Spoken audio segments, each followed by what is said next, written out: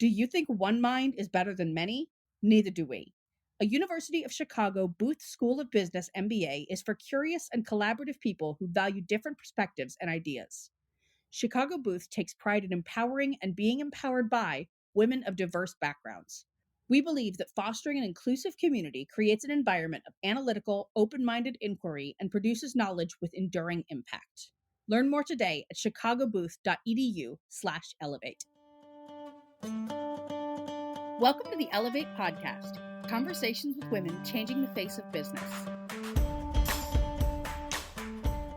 Hi, everybody. Welcome back to the Ellevate podcast. I'm your host, Megan. So excited to have you.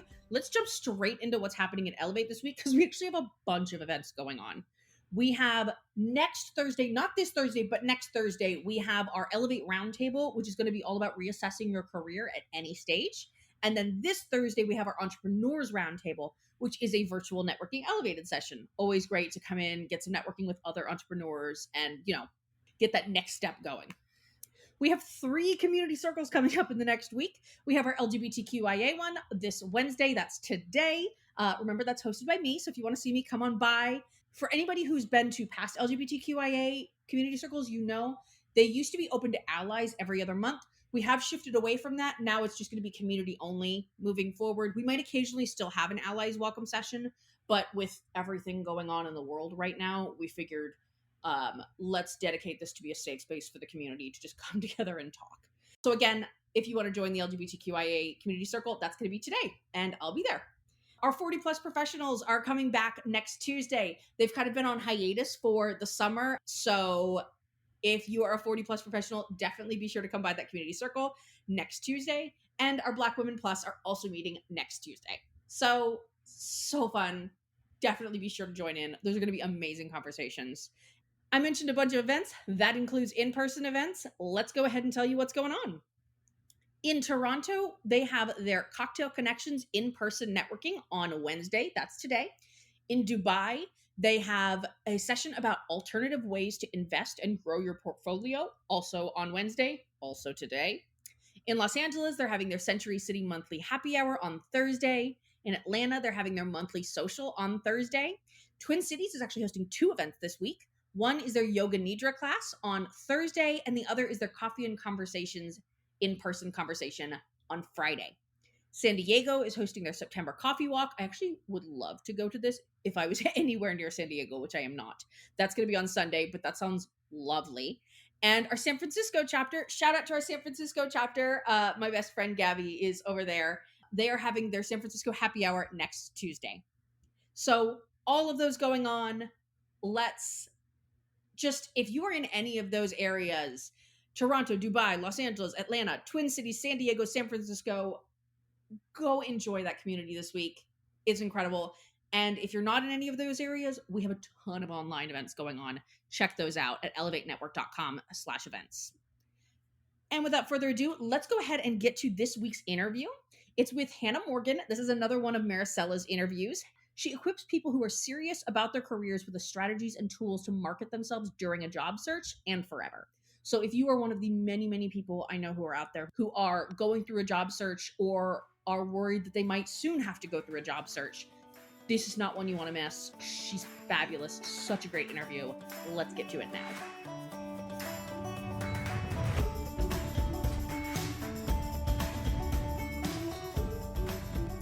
Hi, everyone. I'm here today with Hannah Morgan, and I'm really excited to have this conversation with Hannah for many, many reasons, but you will hear as we go.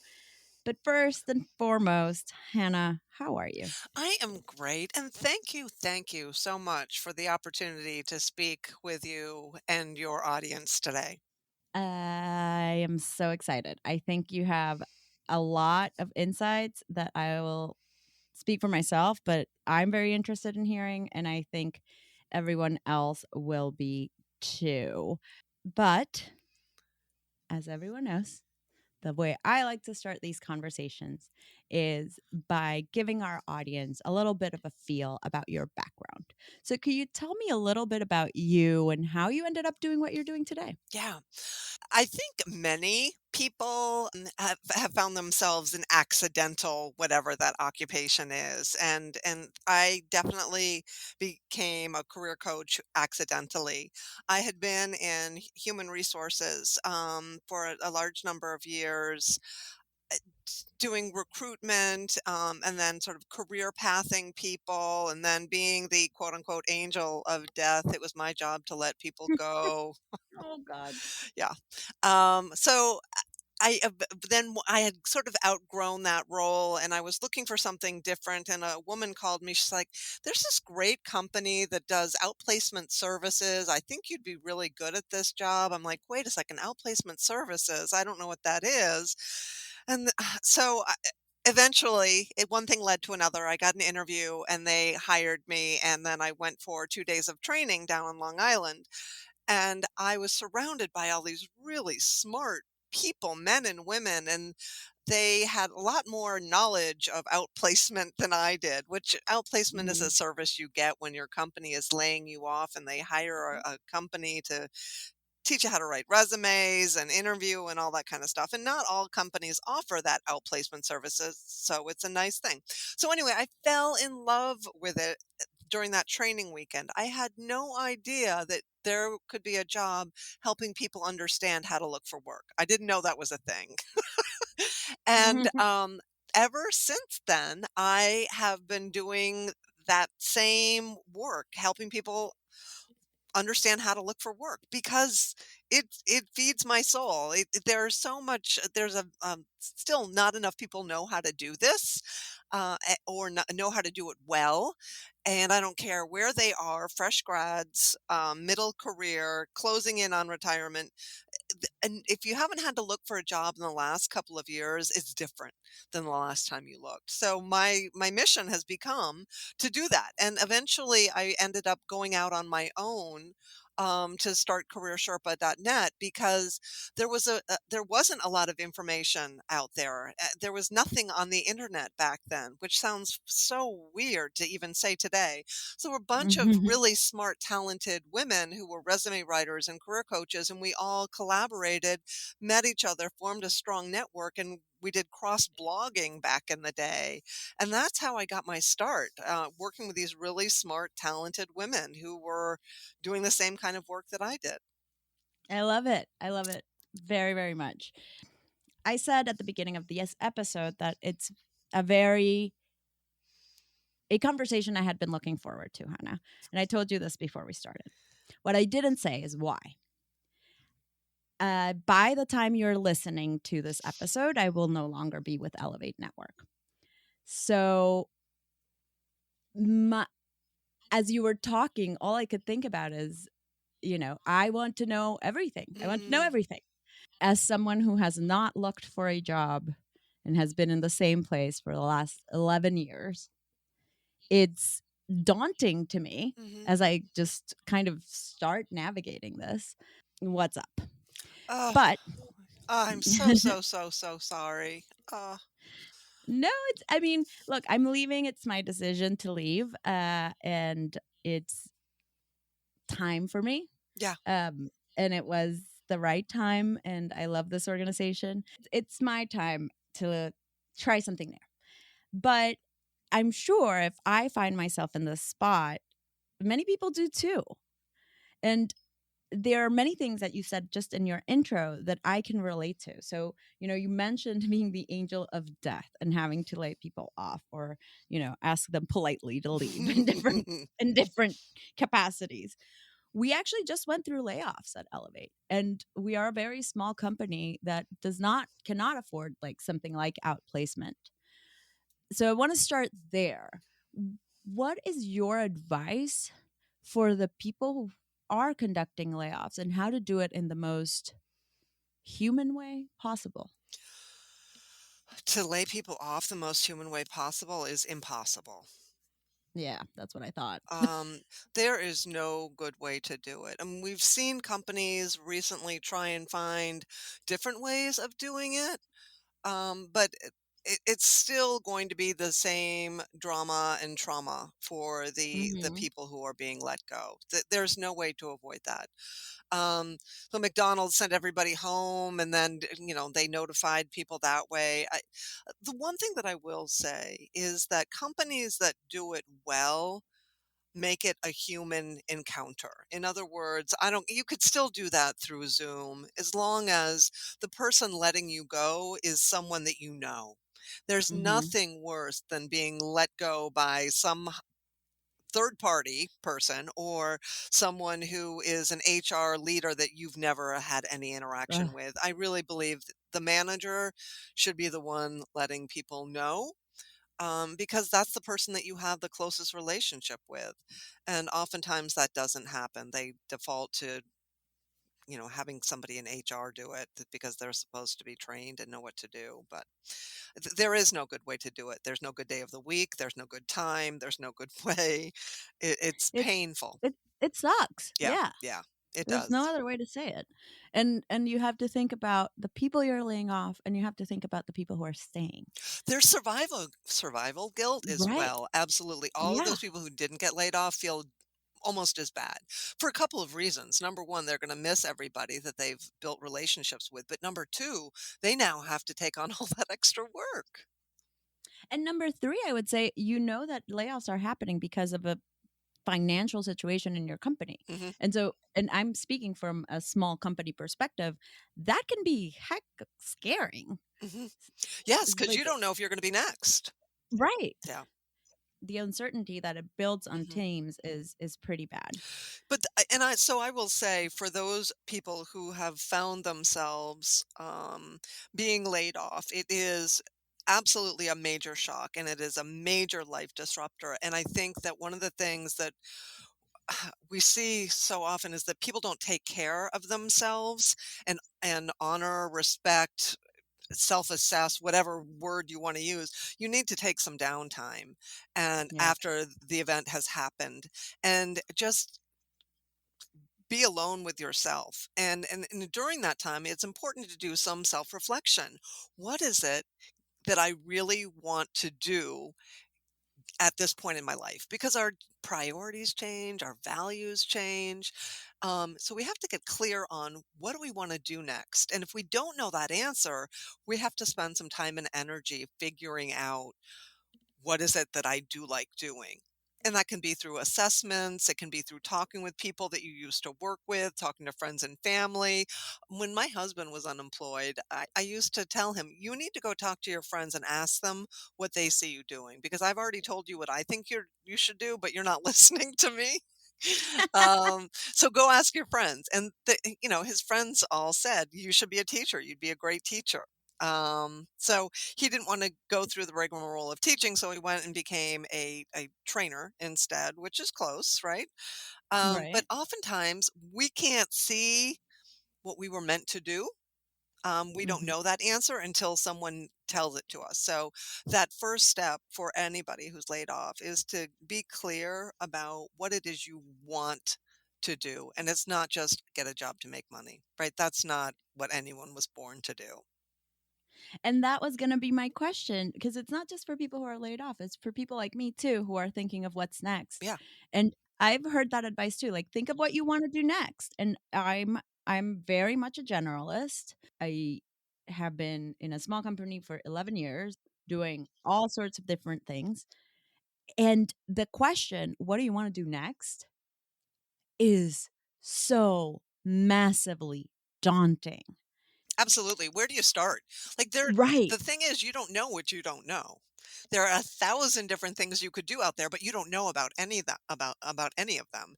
So one of the things that I'm about free resources because I don't think a lot of people have money to pay for a coach or somebody can do that. Mhm. But there are a lot of free career assessments out there.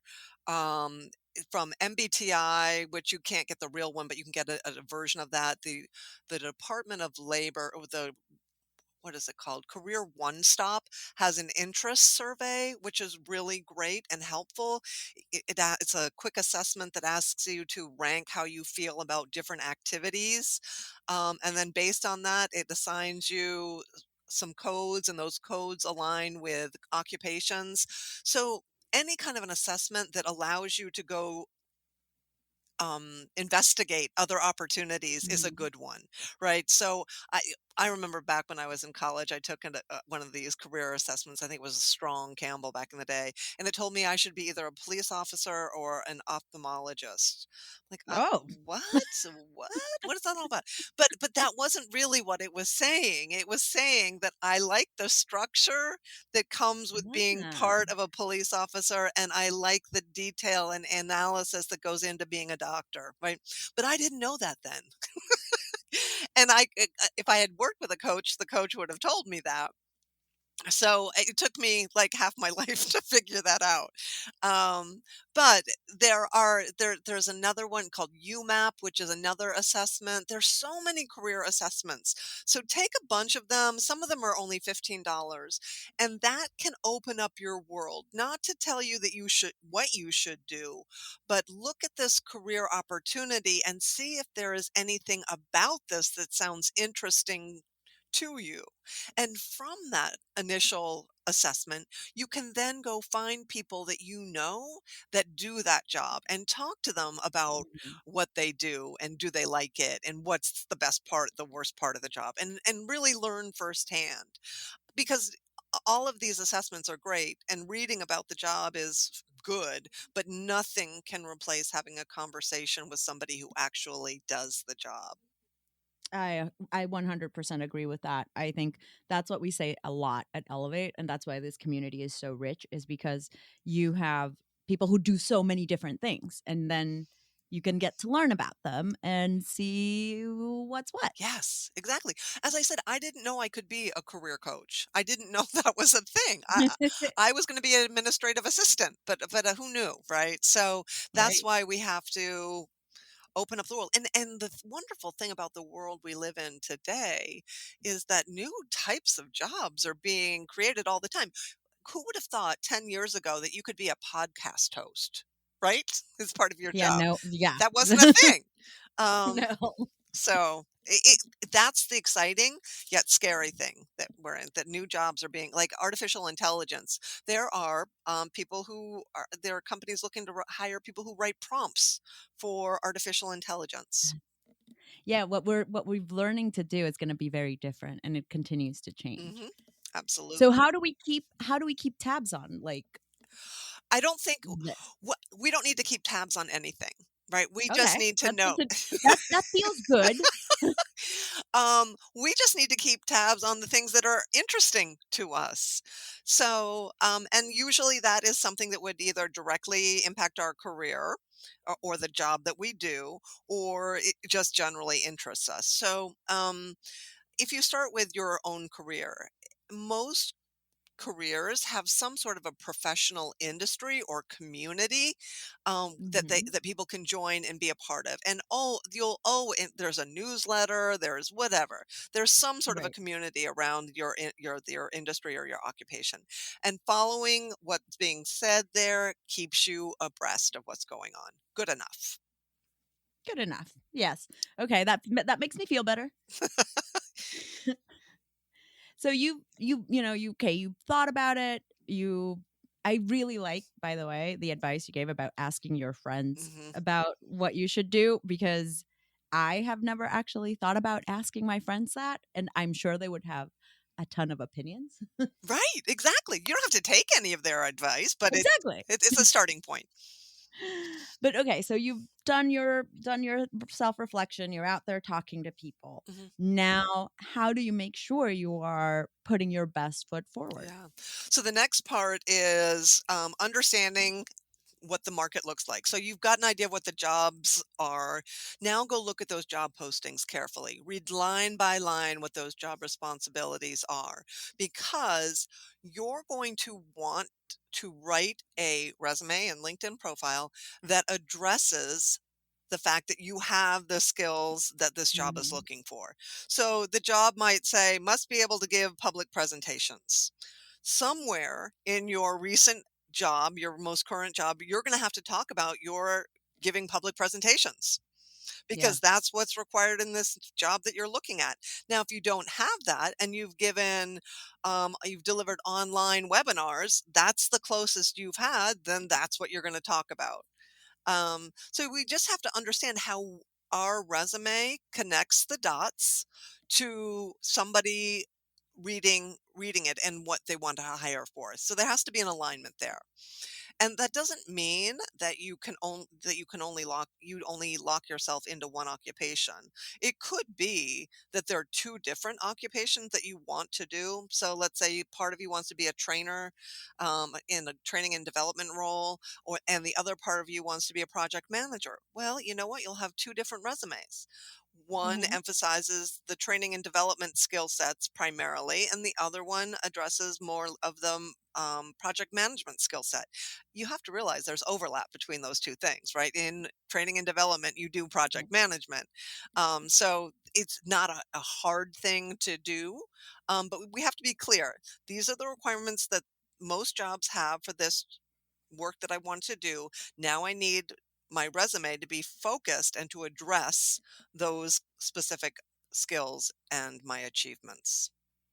I've heard about that, like having the different resumes. And when I was in business school, that was the deal.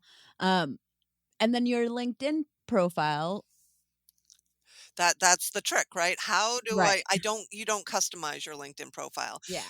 And the nice thing is your LinkedIn profile is more of your master resume. It's everything, right? You're not going to filter out. You'll only filter out the stuff you don't want to do any longer. Like the answering Right. phones and managing. You don't need to talk about that on your LinkedIn profile because you don't ever want to do that again. So don't put it on there. Um, so LinkedIn is an online content, so you're not limited to 2 pages like you would be for a resume. So on your LinkedIn profile, you can in your about section, you'd say, I'm pursuing either one of these paths in training and development or project management, and this is why these are the skill sets that I have. Hmm. And then you'll list your work history, and it'll be a combination of project management skills and training and development and all the other wonderful qualities and skills you've got. It's interesting too how, speaking of resumes, things have changed. And you mentioned AI before. Mm. And I was actually talking to a friend of mine who is looking for a job, and she had paid for this like AI resume writer, and she was like, "Try it out."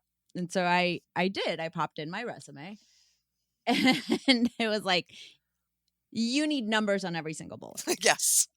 Which I knew, but also I was like, "O okay." And then made up said bullets. So there's something to say about AI of like, yes, but also take it with a grain of salt. Absolutely, absolutely. I- there, I like AI for those people who have problems getting something started. Right? It's a Right. wonderful idea generator, and that's a wonderful starting point. It's certainly not the final draft of anything we'd ever write. Yeah, it was funny. And I know I need to add more numbers to my resume. That's for sure. Well, so and I here's the test. You don't actually need AI to tell you that you need numbers. right. Here's a simple test that anybody can do. When you have a bullet on your resume, right, and it might say, trained people on how to do their job. If you ask the question, so what? So what that you train people to do their job? What happened because you did that? That if your so what question isn't answered, it means that your bullet needs the answer to that. Huh. So what happened? So So what what happened? do I care? Right? So I trained 50 people, 50 new hire employees, so that they were up and running in 3 months. So what? That's That's but it. So what? they were up and running. In Yeah. 3 months, yeah. That's The that's a so great what tip. test, yeah. I love it. I love it so much. We've heard about the great resignation and we keep talking about this, and I don't know if the market is there still or not. I'm curious, how are you seeing it? I think Is it continuing? I don't think it's as prevalent as it was back a year and a half ago. But I think Mhm. what it did, what that wave, that movement did, was give people, and what COVID did, it recalibrated our sense of loyalty and well-being. Do I need to continue doing this job if it is killing me? The answer Yeah. is no. And so it unleashed this new way of thinking in people, in workers, that said, you know what, I've got to take care of my own self because I don't know what's going to come next, and I deserve to be And happy. because no one else will, right? Yeah, You have to take care of you. absolutely. But forever, we were Yeah, no. penalized for thinking that way. Yep. So that is one of the greatest things to have happened due to COVID. The other wonderful thing is the fact that we can work almost anywhere, anytime. We've got that Yeah. flexibility and when and where we work. And that, again, it has been widely embraced by a lot of companies, a lot of employees, not all, and some of it's being reined back in. But it got us as employees thinking about what is possible. Yeah. And that's been I love wonderful. that. Yeah, I love that change, to be honest. I'm a huge fan of ironically, I'm a huge fan of some of these results from COVID.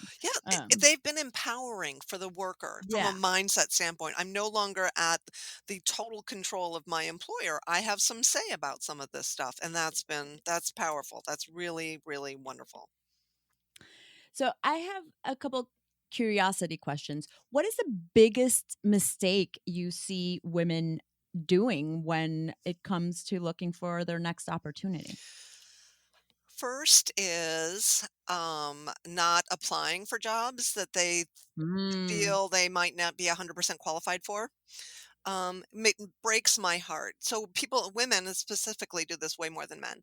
There's this great job opportunity. They look at the job description and they're like, "Well, I don't have everything this job description needs, so I can't apply." Who said you needed to have everything that job description listed, right? The job posting is just a wish list. So many, many, many women don't go for it. They don't submit the application, which costs $0. Um, yeah. and so they self eliminate. So that's the biggest problem I see most women make. The second problem related to that is they don't know their value. Th- Ooh, and they're afraid to ask for it. So women notoriously have been underpaid in the workplace. A lot of this pay transparency stuff is helping a lot, but it's only works if women are willing to speak up and ask for more. So women have to learn how to have those uncomfortable conversations about asking for more money. you know what? I also think we need to have the conversation about what is it we make, because the pay transparency rules and laws that are coming out are state specific, so it's not everywhere. And two, how do you, a lot of what I see is people not knowing how to ask for what they're worth because they don't have benchmarks, Right. and we're not talking about it. But even so, yes, you're right. It's much better than it was before. Yes, for Right, sure. right, because you're seeing more jobs that are posting ranges, and Colorado is really probably is the if you don't know what your value is, go look for that job in Colorado and see what Colorado is offering, right? And then you can adjust it for the city that you're living in, I the love that. cost of living. But many, many companies, even though they aren't in Colorado, or not in a state that requires it, Hmm. have started to list the range. But again, we don't we don't know if that range is right or wrong. We just know that that's the range they're offering. So the salary calculators like PayScale Yeah. and Glassdoor and even Indeed has salary calculators. Using some of those as another tool to sort of compare. Okay, how does that compare to other jobs that might have been listed? We just have to do that intelligence gathering, and it's Yeah. not like those resources aren't out there. We just need to know about them. And not be afraid to both use them and then ask. Ask. It's just a question, right? What's the I'm worst that not can saying happen? it's an ultimatum, Right. right? Yeah, and I agree with you on the putting yourself out there. I will be honest, is as I was contemplating my decision, I kept looking at jobs and thinking, "Oh, I couldn't do that." And my friends kept sending me jobs, and I would look at them and think, "Oh, I can't do that." And the answer is you'll never know unless you have a Right, conversation. And that's all. right, Like, nobody's saying that they're going to give you the job, right? You've got to have a conversation. You're going to ask questions. They're going to ask questions of you. Then you'll know whether or not you want that job. So, or you right. can do it. So, yeah, it, Yeah, it's yeah, it's a lottery ticket. You can't win the lottery unless you buy a ticket. So go apply and see what happens. yeah, love it. And so, I don't. I we've talked about resumes. We've talked about kind of self awareness. Any tips for when you are more further along in a process and actually are starting to interview? Yeah, I love coaching people to in interviewing process because I think it's the one thing that no matter what level of comfort you have with interviews, you can always get better. So I always compare it to the athletes that compete in the Olympics. You know, when those gymnasts land and they stick their landing and they hold it Mhm. in their you could see their face beam. That when I want people to interview so that when they give their answer, they feel like they're the gymnast who's sticking that landing. Like they know that they aced it. And that takes practice. And it takes knowing how to give a good answer, which is about storytelling in a concise manner. STAR is the acronym that everyone should know. It stands for situation, task, actions, results. So today, many employers ask questions like, give me an example of a time where you had to deal with a difficult customer. Well, the situation was I was, working in a call center and it was the fifth call of the day and this person was very irate at the service they were getting. So it was my job to calm them down. So the first thing I did was this. The next thing I did was that. This is that. Then I did this. And as a result, not only was the customer willing to stay with our service, but they also were no longer angry and irate at the situation. Yeah, you covered all your bases. Yep. So that's the STAR acronym. And once you understand how STAR flows, why it works, it keeps your answer short. There's a beginning, a middle, and an end to the story. And stories are so powerful. I can visualize somebody telling me a story if there's detail in it. But if you say, generally I try and listen to them and hear what they're saying, and then I try and figure out what I need to do to fix the situation. When you go into these generalities or these generic examples of times you've done that, it doesn't have the same impact. And that's where Yeah. job seekers fall down is they try and make a general situation instead of thinking of a very specific situation that they've fixed. Yeah, I think the power of storytelling in this case, and particularly in interviews, is so it's powerful. Yes. Well, yes, you have to keep people's attention. Right. And stories conjure up emotion and connect people emotionally. And that is the whole purpose of what we're trying to do during an interview is to get that connection with the person that we're talking to. Yeah, that's a good point. It's more than just proving we've got the skills, because if it was as easy as just saying, I've got the skills for this job, give it to me, then all they would need to do is give you a skill assessment and then you'd be hired for the job. But it's not about that. It is about likability. Can you do the job? Do you want to do the job? Can I see people getting along with you? A lot of this is interpersonal. Which is hard Hmm. because people are complicated. Yes, they And are. let's not forget also too, there's so many stereotypes. Like I think about it as a Latina, and when I talk to people, like there's so many nuances and stereotypes and just so many things you have to cut through. And here's the thing, I don't want you to be something that you aren't. Like, I Right. don't want your Latinx roots to come shine through. They should shine through, right? And if a person inside a company doesn't want to work with you because they don't like that, that's their prerogative. You wouldn't be happy with them anyway. So that is one reason why you're not going to get that job. But when you find a company and somebody inside a company who does value you for everything that you bring to the table, it's a much richer experience, not only for you, but for the company. So rejection is going to happen. We have to be okay with that. We have to believe that everything happens for a reason. We just want to control and make sure that we're coming across as the very best version of ourselves. And one thing too that as you were responding to that, to my comment, you're also evaluating the company, right? It's a two-way Yeah, process. absolutely. You should have questions that you ask throughout the entire interview, not just waiting till the end. So they may say, "Tell me about a time when you dealt with a difficult customer." You give your answer, and then you say, "How do people here typically handle difficult customer situations?" Ooh, Because you want to know, right, if that's going to be a yeah, fit. If the model there is we don't deal with customers at all, we just let them go. Well, is that going to be a good fit? Are you going to be happy in a company that doesn't value that customer relationship? yeah. No, it's two-way, two-way. Yep, you said it. Okay, so we've covered resumes, we've covered interviews, but a lot of what we're talking about is really that, online application. Um, what else is out there? Like, what else should we be thinking and doing that we are not? That's a great, yeah, thank you for wording it that way. That's awesome. So, while the easiest, most obvious solution is to look at the job boards that you're going to and apply for those. That's only a very small portion of how jobs get filled. Recruiters use a variety of methods to find and fill jobs. They are still having career fairs in certain occupations. So you might want to be on the lookout for career fairs in your area or even virtual ones.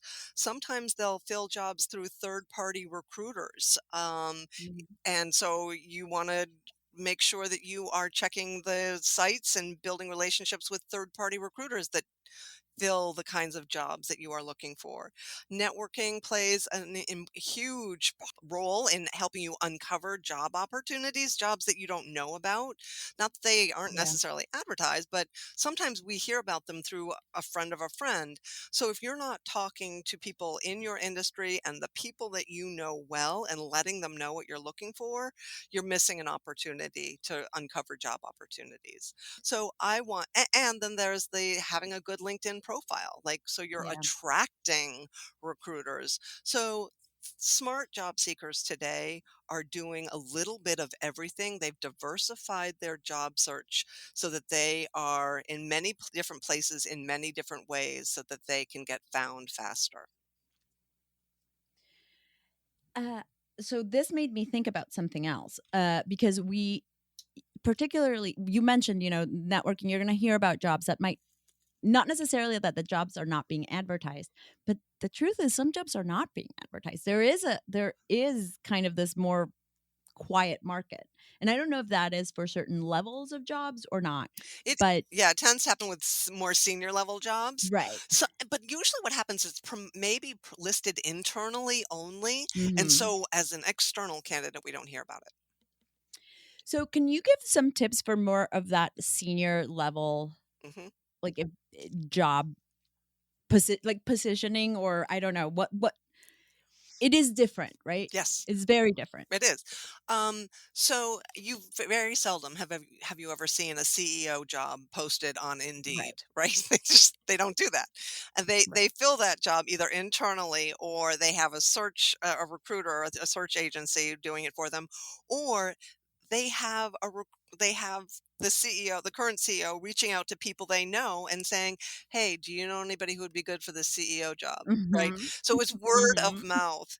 And so we can't be in all places at all times, but we can, as a senior level job seeker, strategically look at who are the companies that align with my values, that have the kind of opportunities, that do business that I would enjoy doing. So what is that wish list of companies that you could work for? And then you can begin building relationships or tapping into relationships with people that you know that work inside those companies. So you're planting that seed for the future. Well, if you ever have a need for somebody with these kinds of skills, I would love to work for you. Thank you, Hannah. So it's that proactive. Yeah, thank you for that, because it I think we forget about that. We forget about the fact, and I think this is what your answers have reflected. If I would have to go back, it's it's a human connection process. Hmm. And so you have to put yourself out there talking to the humans. And I'm an introvert, so Me too. a lot of people that say I'm too shy, I'm too introverted to do that. I get that. I'm not asking you to have conversations with complete strangers.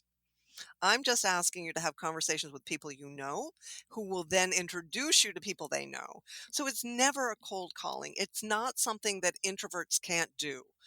I'm not comfortable putting myself out there either, but you don't have to. I don't have to. I just need some extroverted friends who will spread the word for me. That's great point. It's a great point. Thank you, Hannah. This has been fantastic. Well, my pleasure, and I hope it's helped some people.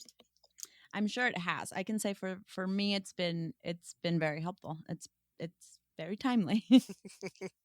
This would not be the Elevate podcast if we did not end up with our little lightning round. Oh, So are you ready? I'm ready. If you could time travel, where is the first place you would go? I used to love Little House on the Prairie books, so I'd go back to when they were pushing west. Hmm. Interesting. Actually, have never had someone in that realm. I don't know what that says about me, but whatever. I love hearing Adventure, the answers to this adventure. question. Adventure, yes. Does pineapple belong on pizza? No, no, no, no, no, no. I love that question because it usually gets a very strong response, one way or the other. If you could have any superpower, what would it be? I would love to fly. Oh, that's great. Yep, Yeah. soar over everything. Love that. If your house caught on fire, what's the first object you would run to save? I think I'd grab my computer just because there's so much information on there. Yeah, I feel you. Most used app on your phone? Instagram, which sort of surprises me, but it's how I keep track of my kids and my friends and what's going on personally. I use it for work Yeah, too, but mostly personal. yeah, I get that. What's a skill you wish you had? I wish that that I was more confident, and I think that's something that I've wanted my whole life, and I just haven't been able to nail that one down yet. But that skill is sort of a confidence is a skill. I say I give it a skill. I agree with you. It's a skill. It's a muscle you build. I don't know if is it a muscle? You really think I don't know. can you build it? Because if you I could, think so. I think people just fake it. I don't know. I feel like, but it gets you fake it. I don't like hate the adage you fake it till you make Yeah, it, but but that doesn't. Does that work? yeah, I don't know. I still feel like it's you can develop it. Yeah, Okay. Yeah, I well, don't know. we'll have to that's a whole That's a whole other podcast. topic. Yeah, it is. Whole other podcast. Best piece of advice you've ever been given? Um, don't worry what other people think about you. Yeah, that's a hard one. I know. So hard. It's a challenge I deal with every single day. Yeah, So that's why same. it's the best advice because I think I heard that very young. I think I was probably 5 years old. My mom's like, "Don't worry what other kids say," right? So I still hear her giving me that advice. Finally, what's one thought you'd want to leave with our listeners? Life is really short, so do something that makes you happy. Oh, I love that. That's a great feeling to end on. Yeah, Thank you, Hannah. you're welcome. Reach out to me. Welcome back, everybody. I hope you enjoyed that as much as I do. Whether or not you're going through a job search right now, it's always a good skill to have in your back pocket. Let's get into our history makers for this week. We have Natalie Hudson, who became the first person of color to be Chief Justice of the Minnesota Supreme Court. Joy Neville became the first woman to officiate at a men's Rugby World Cup. Michelle Bullock became the first woman governor of the Reserve Bank of Australia. Tamara Rabinold became the first woman to be chairperson of the North Carolina Private Protective Services Board. Constance Salina became the first woman to command an NCG and an all-Atlantic-based Seabees. And Jodi Cohen became the first woman to lead the FBI's Boston field office. Congratulations to all of our history makers, my favorite segment of every week. And if you want to hear more history makers, tune back in next week where I'm going to be interviewing Cynthia Plotch. She's the co-founder and co-CEO of Stix, the vaginal and reproductive health brand that empowers confident health decisions. We really hit it off in this interview. That happens from time to time. Like, I love all of my interview guests, but like, we just hit it off. We were talking. We could have talked, I swear, for 3 hours. I didn't. I spared you that. Don't worry, it's a normal podcast length. But I think you're really gonna enjoy it. Fabulous interview. Tune back in next week for it. Ellevate Network drives real results for ambitious women trying to break through the glass ceiling and achieve success in their careers. We offer a platform full of resources and opportunities for growth, all designed to help you unlock your potential. With Ellevate's support, you can take the first step toward achieving your professional goals. With a supportive community and tangible resources at your fingertips, you're only one step away from reaching your fullest potential. Join us today and take advantage of our 30-day free trial to start building the career of your dreams. Thanks so much for listening to the Ellevate podcast. If you like what you hear, you can subscribe, give us 5 stars, and share your review. You can learn all about Ellevate membership and all the great things that Ellevate Network is doing at our website, www.ellevatenetwork.com. That's ELLEVATE network.com. And special thanks to our producer, Catherine Heller. She rocks. Thanks so much, and join us next week.